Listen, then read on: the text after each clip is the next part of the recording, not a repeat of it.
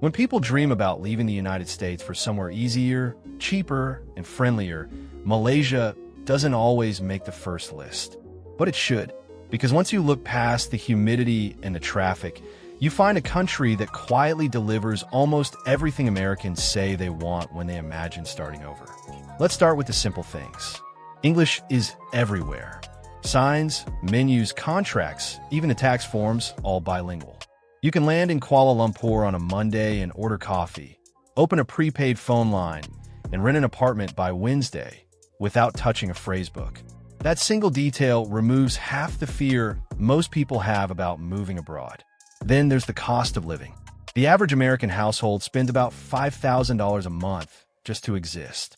In Malaysia, even in the capital, you can live comfortably, not survival mode frugal, comfortable, on $1,500 to $2,000. A one-bedroom apartment in a good neighborhood runs $400 to $600.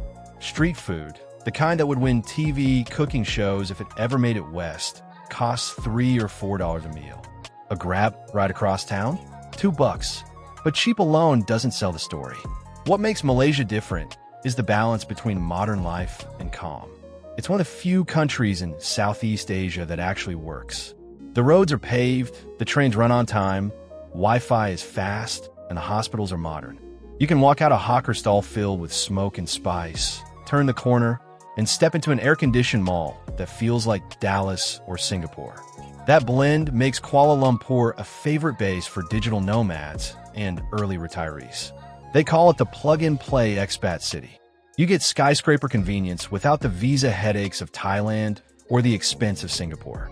Speaking of visas, the government recently revived a long-term stay option called the Malaysia My Second Home program.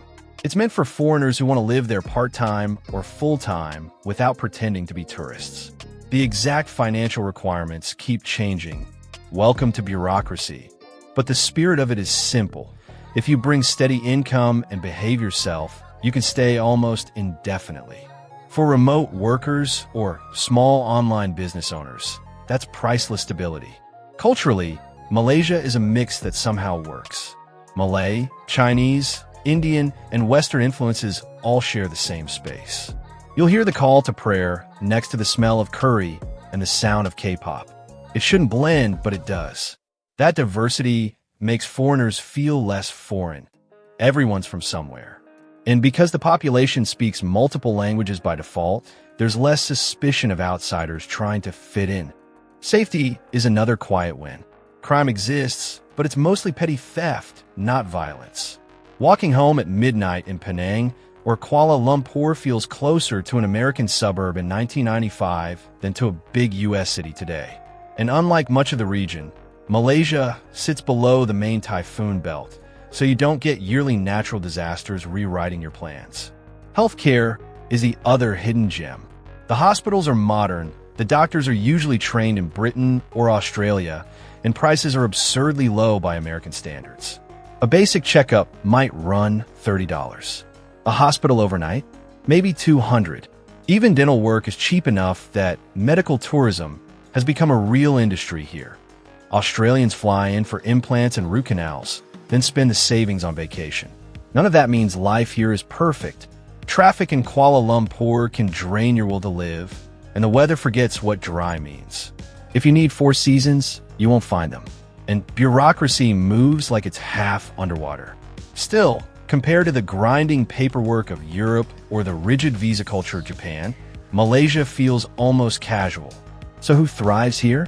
Retirees on fixed incomes, digital nomads, and small entrepreneurs who want to live cheaply while selling to the world. If you can work online and tolerate the heat, you can live well. And the bonus, when your American friends complain about rent or insurance, you'll already know there's another way to live. If you visit first, give yourself at least a month. Spend a week in Kuala Lumpur for the modern city life, a week in Penang for history and food, and a week on Langkawi or Borneo for quiet and nature. That quick circuit shows how many different countries seem to exist inside one set of borders. Most Americans who move here say the same thing. The adjustment isn't money or language. It's learning to slow down. Things work, but not instantly. You learn patience, and in return you get peace. when you wake up to rain on a tin roof and breakfast costs less than a Starbucks muffin back home. You realize the trade-off was worth it. Malaysia isn't a fantasy. It's a functioning, affordable middle ground between the chaos you're leaving and the calm you're looking for. If you're serious about trying life in Malaysia, your first big decision is where to live. The two classic choices are Kuala Lumpur and Penang, and they feel like completely different countries that share a flag. Kuala Lumpur, or simply KL, is the modern heartbeat. It's vertical glass and concrete, rooftop bars, endless malls, and an energy that never really shuts off. For digital workers, it's plug-and-play. Co-working spaces, fast fiber, deliveries that arrive in minutes. If you like city buzz, you'll fit right in. But it's hot, traffic-heavy, and a little anonymous. KL rewards independence, not community. Penang, by contrast, feels like time travel in a good way. Georgetown's colonial streets wind between coffee shops, temples, and mural walls where artists leave their mark on history. It's cheaper, slower, and friendlier. If you want a social circle of other expats, writers, or remote workers, you'll find them here almost instantly. Many foreigners start in KL and later drift north to Penang once they realize they prefer charm to skyscrapers. Further afield, Langkawi offers a beach life fantasy with duty-free prices, and Johor Bahru attracts people who commute across the bridge to Singapore for work or medical care. Malaysia's regions are connected by budget flights and excellent buses, so you can move around until something clicks. Daily life here balances old habits and new convenience. You'll still hear roosters in city alleys, but you'll also pay rent through an app. Groceries are a mix of imported and local. Western cereal is expensive. Fresh fruit is almost free. Utilities average $40 to $60 a month. Even electricity, the big fear in hot countries, stays manageable because most apartments are built to catch the breeze. The workday starts later than in the West. People value the morning calm, the coffee stall, and the slow walk to wherever they're going.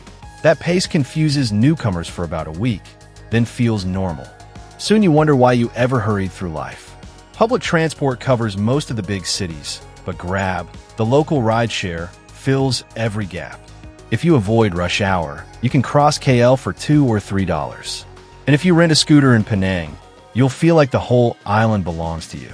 The visa situation changes constantly, so always check before booking a flight.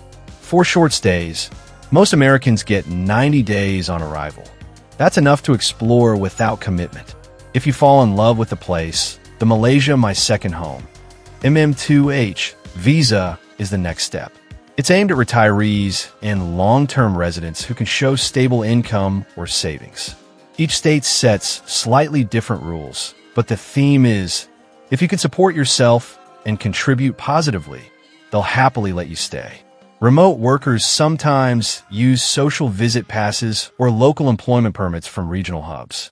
Penang and KL both host international co-working spaces that can connect you with immigration consultants. It isn't a Wild West loophole. It's just a system built on flexibility, very Southeast Asian in spirit. Living here means adapting to diversity. Malaysia celebrates public holidays from 4 religions and nobody minds. Neighbors invite each other to Eid, Diwali, and Christmas without irony. If you keep an open mind and learn to say Terima kasih, thank you, people will meet you halfway every time. Expat life mixes easily with local life.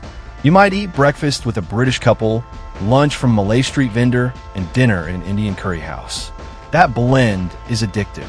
It's why so many foreigners come for a year and end up staying 5. Living in Malaysia isn't about escaping the West. It's about recovering balance.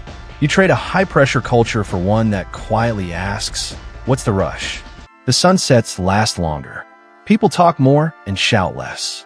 And when you look at your monthly budget and realize you're spending a third of what you used to, you stop missing home quite so much. If part 1 showed the why, this part shows the how. You don't need to be rich, just ready. Pack light, stay curious, and give the country time to unfold. Because Malaysia doesn't shout its advantages. It lets you discover them one calm morning at a time.